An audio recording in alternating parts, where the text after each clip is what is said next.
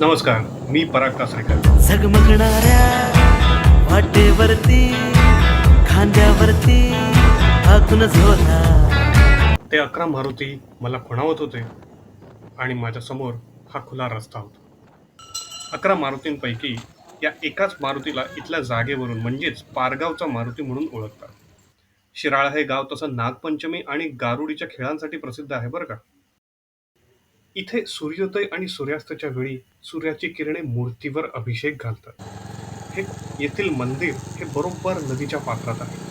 कराडपासून 13 किलोमीटरवर शहापूर, तिथून 5 किलोमीटरवर मसूर आणि पुढे 8 किलोमीटरवर उमरस. कुंडली कवरदे हरी विठ्ठल श्री ज्ञानदेव तुकाराम.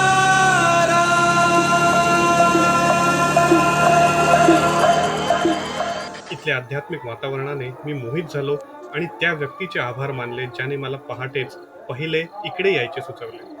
मारुती स्तोत्रामध्ये जसे वर्णन केले आहे तशीच ही मूर्ती आहे.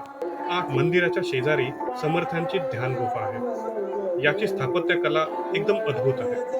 11 पैकी ही एकच अशी मूर्ती आहे जिचे दोन्ही हात जोडले आहेत आणि नजर प्रभू श्री रामाच्या चरणाकडे आहेत.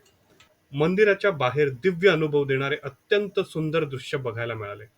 अंतर्गत रस्ता पकडून मी तळबीडला निघालो. बाबा तळबीड रस्ता. पण मी जेव्हा घाट चढून डोंगर माथ्यावर पोहोचलो तेव्हा मला फक्त काही पवनचक्क्याच दिसल्या. रामगळ मात्र कुठेच दिसत नव्हतं. वाटही नवी नवी वाटते हवी हवी सोबती नवा नवा इशारा